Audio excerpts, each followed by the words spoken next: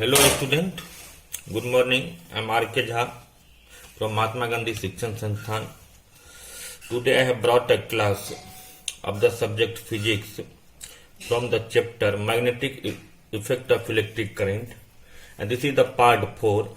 And in this part 4 today I am going to discuss about the construction, principle and working of generator, means AC generator. Actually there are two types of generator, AC generator and DC generator. First I am going to explain AC generator. So what is the principle of generator or AC generator? When there is relative motion into the coil placed in a magnetic field, it induces electric current into the coil. So electric generator works on electromagnetic induction. It converts mechanical energy into electrical energy. Now, what is the construction of generator?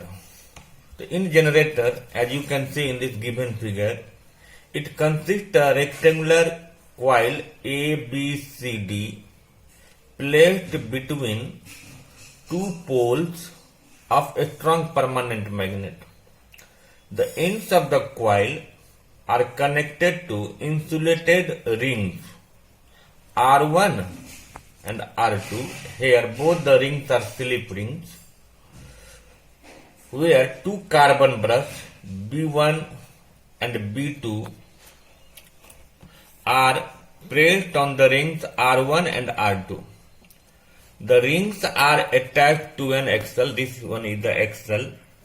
The axle rotates from outside, makes the coil to rotate inside the magnetic field. Okay. The outer ends of the carbon brush are connected to the galvanometer, this galvanometer, to show the flow of current in the circuit. Now, how generator works? What is the working of generator?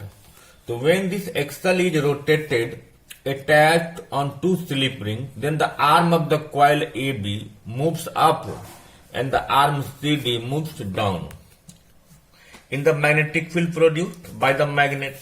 So this coil ABCD is rotating clockwise. So by applying Fleming's right hand rule, as we know, this thumb indicates the direction of motion and this forefinger indicates direction of magnetic field, and the central finger indicates the direction of induced current. So we can say, according to Fleming's right hand rule, in this electric current is set up in the direction, along the direction this A, B, C, D, and after that, when half rotation complete, the arm CD moves up and arm AB moves down, then the direction of current becomes DCBA in this way. Then what happens? Then current is induced in the direction DCBA. So after every half rotation, the current changes its direction. Such a current is called an alternating current, in short form AC. And the device which produces AC is called AC generator. So now, suppose the question will come to write the principal, construction and working of DC generator. The principle of DC generator is same as in AC generator, just I have explained. The construction of DC generator is same as in AC generator, only difference in ring. In AC generator, there is slip rings, but in DC generator there is commutator, means split rings are provided. Now question is how DC generator works. In DC generator, one brush is at all times in constant with the one arm up while other in down, just like electric motor. The current so produced always moves only in one direction, and current is set to the direct current, that is DC, and the device that produces unidirectional current is known as DC generator. Now after that, questions about come the frequency of AC produced in India. In India, the AC changes direction after every 1/100 seconds, that is the frequency of AC is 50 Hz. It means in 1 second the AC generator changes the direction of current 50 times clockwise and 50 times anti-clockwise. Next question will come. What is the difference between alternating current and direct current, and how AC and DC differentiate between each other?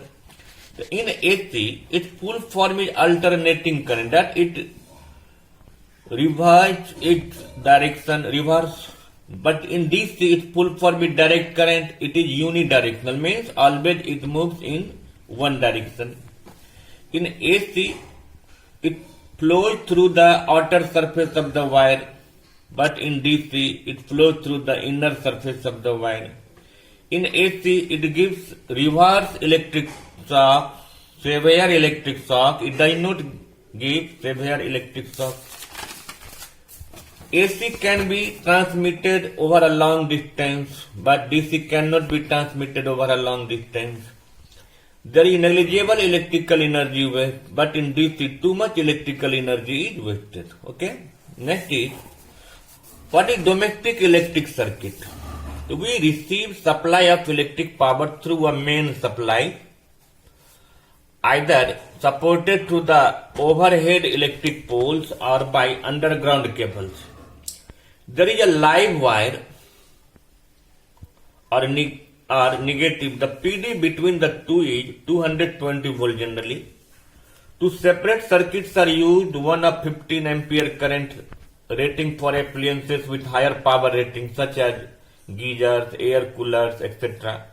And the earth wire, which has insulation of green color, is usually connected to the metal plate deep in the ground earth near the house.